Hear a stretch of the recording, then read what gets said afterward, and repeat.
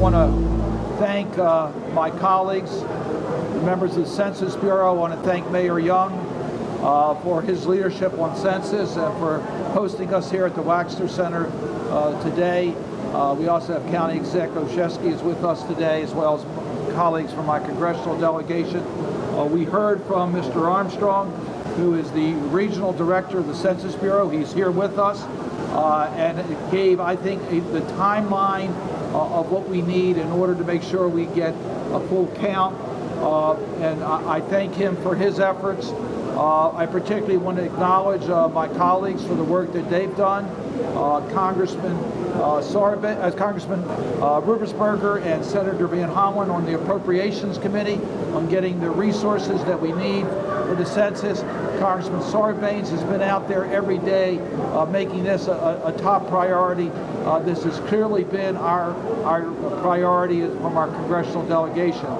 What we heard today is that on March 12th there will be a mailer going out to alert people that they can respond to the census in 3 ways. They can do it online, they can do it by phone, or they can do it by mail.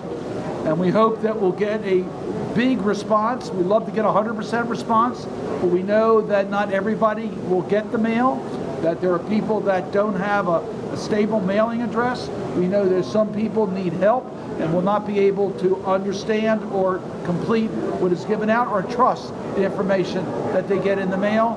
So we need to have people that are out there helping us, making sure we get a full count. The census questionnaire is going to be much simpler than it's been in the past. I understand there's just 9 questions that are going to be asked. There will be no question asked on citizenship. The information is 100% confidential. That's guaranteed by law.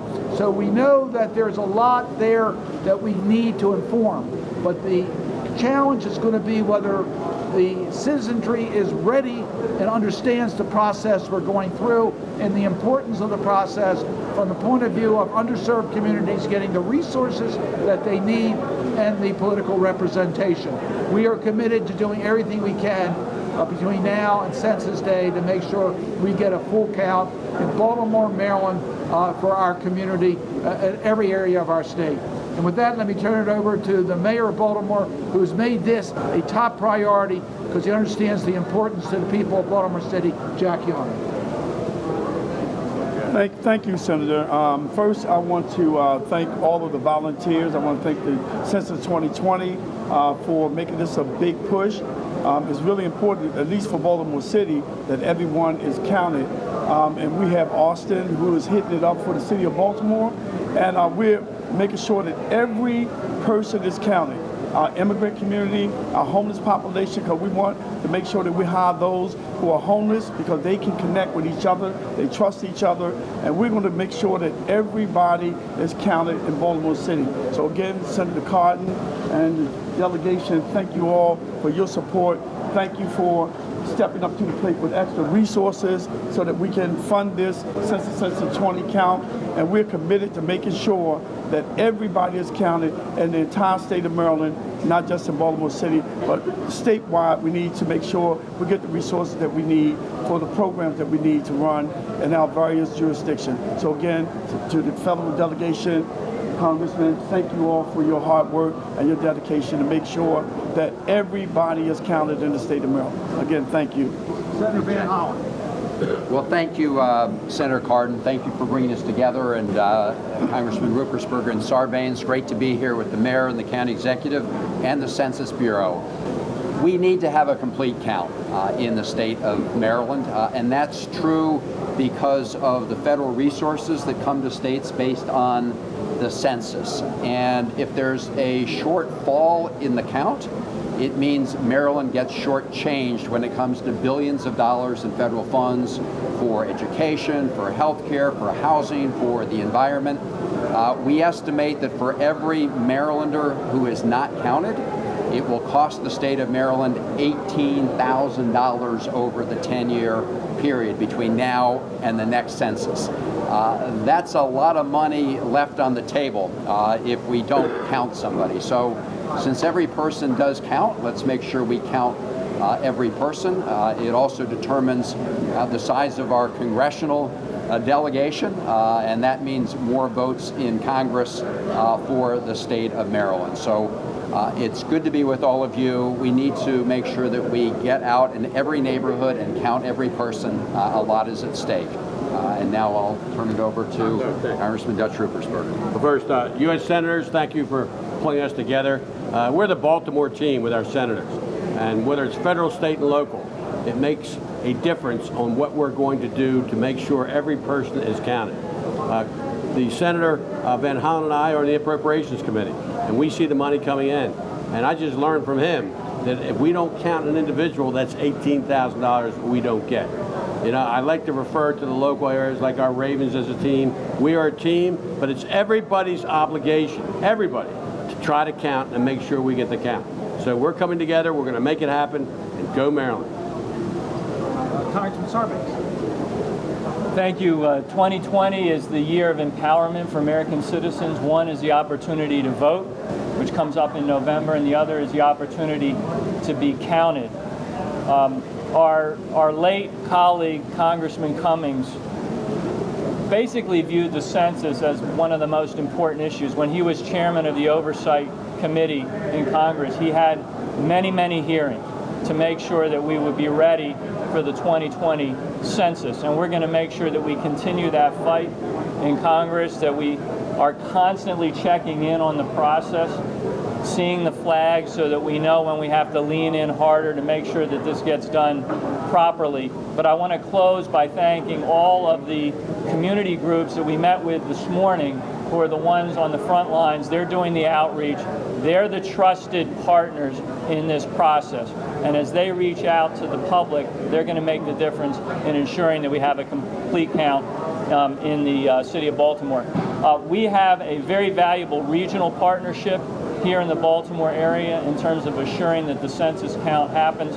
Mayor Young, obviously, here in Baltimore City, but County Executive Johnny Olszewski is an equal partner in that effort. I want to turn it over to him now. Thank you, Congressman, and good morning, everyone. It is an honor to be here with our federal and local partners. I want to thank both Senators Cardin and Van Hollen, as well as Congressman Ruppersberger and Sarbanes, and Congressman and then Congressman-elect Mfume for joining us again, for their leadership to bring the resources we need. You know, what's been said, but it's worth repeating. It's about the resources we need and about the representation we deserve. And there perhaps is no better way to honor the 100th anniversary of women earning the right to vote than to make sure that we count every single person across the Baltimore region and across our state so that everyone has their voice heard in Annapolis and in Washington, D.C. In Baltimore County, we are committed to working with our federal partners, our state partners, and locally, Mayor Young and others, to make sure that everyone is counted. So I want to thank Mr. Armstrong from the Census Bureau and for all of the partners at the Census for helping to make that happen. I think at this time, perhaps we can turn it over to Congressman Mfume and then to Mr. Armstrong. Thank you. Thank you very much, everybody. Good morning. I'm here with what I hope to be my future colleagues, so I won't be presumptuous except to say as a private citizen and as one who has worked the census before in the past, as I said earlier to the community leaders, you cannot unring a bell. So we have to get this right. Every person counts, and so every person must be counted. I want to commend, as I did earlier, Senators Cardin and Van Hollen and the entire delegation, many of whom you heard from, and the county executive and the mayor, for becoming a team. This is a real team effort. And the Constitution has given us a very valuable empowerment tool called the census. And so if we're able to leverage that the way we should, we help Maryland, and in helping Maryland, we help all of its citizens. So I'm just happy to be here, to be a part of this group, and to say thank you, particularly the community groups and the Census Bureau for doing all that you're doing. Thank you very much. And let me now turn it over to the person who has the responsibility for this entire region in regards to census. So he has a big area to cover.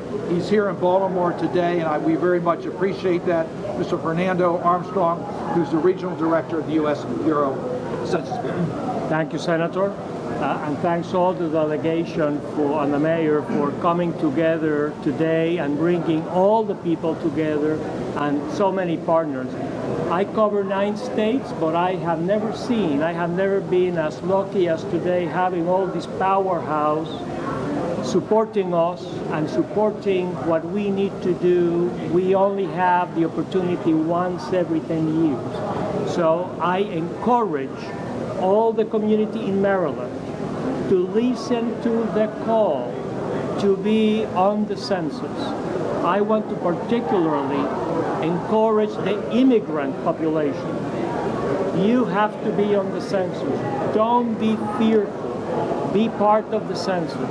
It's a moment of pride for us. Take advantage of it and do it for your family, for your community, for the state. Thank you. Questions? Okay.